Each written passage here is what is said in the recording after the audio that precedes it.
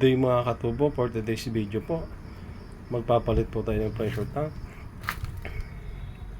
So ito pong pressure tank na to ay galvanized conventional. Papalitan na po natin kasi po sumabog na po siya. So yan po.